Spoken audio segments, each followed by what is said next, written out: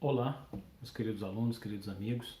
Eu sou o professor Wellington Araújo e venho conversar hoje com vocês sobre ditadura militar, Jair Bolsonaro, golpe, coragem e competência, não é?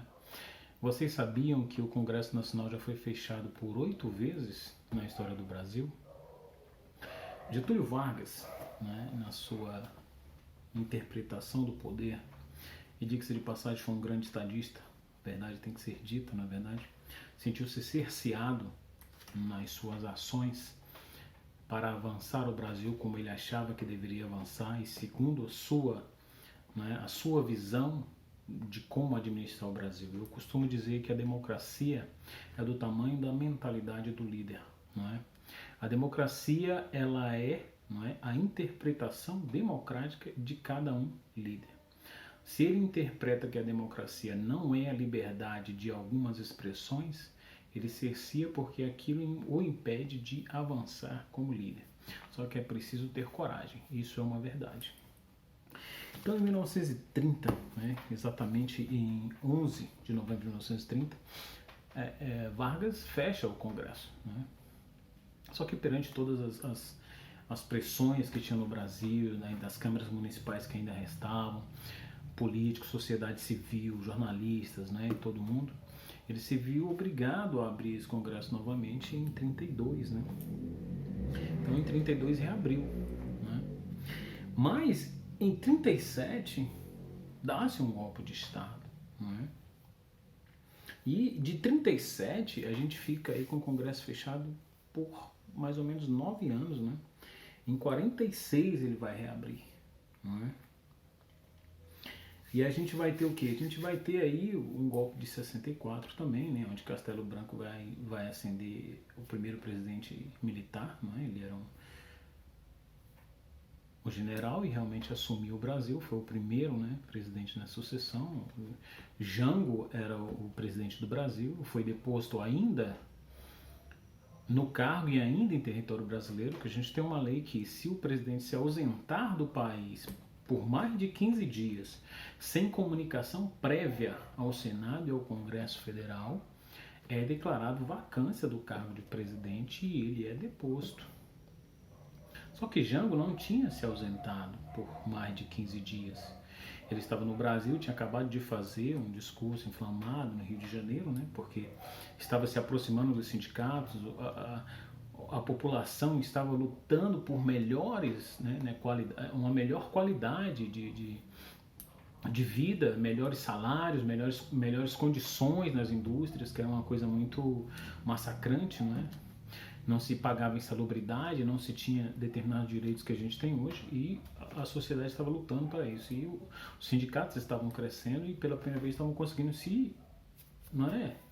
coadunar, se alinhar com o pensamento presidencial. Só que a elite brasileira, mais uma vez, não suportou isso, porque o grande ranço é esse, né? Eu tenho que ser privilegiado, eu me sinto acima, né, dessa grande massa brasileira. Esse estigma de que o Brasil foi criado por uma elite de fora e que o brasileiro é o vira-lata a ser dominado e a ser conquistado pelo homem ariano e que tem o direito de ser melhor e de ser privilegiado acima de todos, não é? E se depois Jango, né, em 64, e começou realmente a ditadura militar. Não vou aqui entrar nos meandros da tortura, porque isso já é fato, né?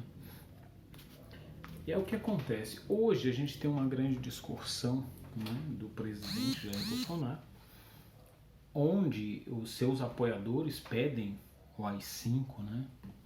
O institucional número 5, né? A gente tem o AI-1, o AI-2, aí vai até, né? O AI-5, que é o mais aclamado, foi o mais realmente onde a porca foi realmente apertada, não é isso? E aí a gente tem essa questão hoje, né, de se falar em um golpe militar. Digo a vocês o seguinte: o presidente que hoje se coloca na cadeira da presidência da República é um incompetente. Essa é a grande verdade. Getúlio Vargas foi um homem de coragem, foi um homem de atitude. pode não ter sido certo, pode ter feito muitas coisas erradas e arbitrárias, mas ele teve coragem de fazer o que ele queria fazer.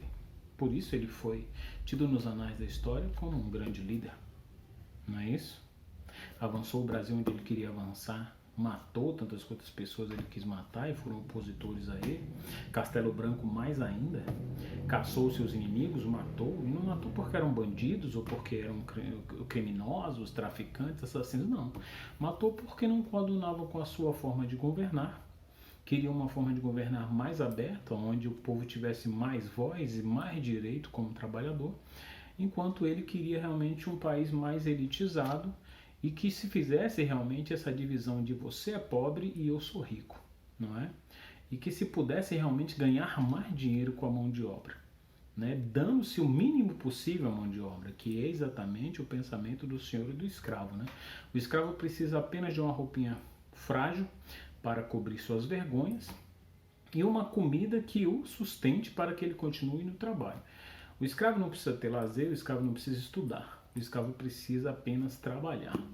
Então a gente transfere esse mesmo pensamento para o trabalhador. E hoje esse pensamento é muito incisivo nessa questão de tentar se minar o poder aquisitivo das pessoas menos abastadas, não é? Enquanto as pessoas que têm mais continuam cuspindo um discurso onde eu posso encher o tanque de gasolina do meu carro. Tomara que vá para R$10. Que aí não vai ter esse bando de carro econômico na rua atrapalhando o trânsito, não é verdade? Então, quer dizer, aquele pensamento de que eu quero ter, adquirir, eu quero que os meus filhos tenham, adquiram, tenham conhecimento e estudo, mas eu não quero que essa ralé tenha nem a mínima chance de ter o que eu tenho ou de que o meu filho possa ter, não é? Porque a gente tem a economia como um grande bolo. E ninguém quer dividir o bolo. Esse bolo já está posto na mesa, esse bolo já tem as suas fatias maiores para os grandes tubarões. Se a população mais pobre começar a ascender, o que vai acontecer? Vai diminuir para esses grandes tubarões para que possa se dividir. Isso chama-se distribuição de renda. E isso não pode acontecer no Brasil, segundo a mentalidade dos apoiadores de Jair Bolsonaro. Não é isso? Por isso, essa grande luta para diminuir o poder aquisitivo, né, das pessoas menos abastadas. O pessoal diz, não, mas você é louco, você está falando isso, o presidente não é assim, o presidente olha pelos pobres, o presidente é isso, o presidente é aquilo. Aonde está esse presidente? Só na imaginação de vocês, bolsominions. Porque realmente ele não existe.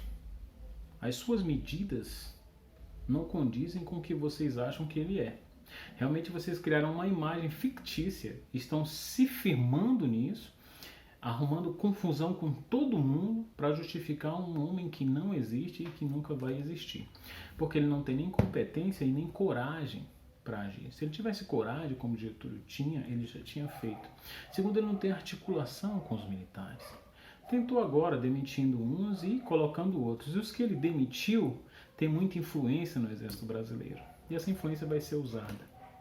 E o que ele admitiu não tem tanta influência quanto os outros. E eu falo para vocês, uma pessoa para te ajudar, você ajudando ela te ajudando, ela faz isso de maneira vagarosa.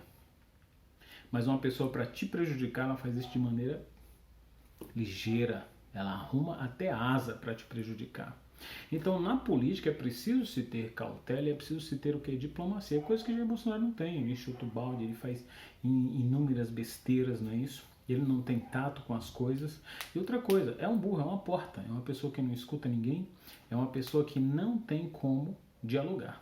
Então, não tem competência e nem coragem para ministrar esse golpe. Vocês estão pensando hoje que haverá um golpe. Sim. Aí se houver esse golpe, quem vai se ferrar vai ser o próprio Jair Bolsonaro. Ele não é um general para estar de frente a uma ditadura militar e ser o presidente. Ele não será esse presidente. Por isso que ele não tem a mínima condição e nem vontade. Por isso que ele só ameaça. Aquele cachorro que late, blefa, para que você acredite no blefe e ele possa se manter confortável. Mas esse blefe não está funcionando. Né? Esse blefe dele realmente está sendo um tiro pela culatra. E tem mais. As pessoas que estão na extrema-direita tiveram uma chance como Collor de Mello, fracassaram. Estão fracassando de novo com Jair Bolsonaro. Estão provando pela segunda vez a essa nova geração que a extrema-direita é extremamente incompetente. Porque foi dado o bastão a ela, ela não sabe usar e não sabe trabalhar com esse bastão, não é verdade?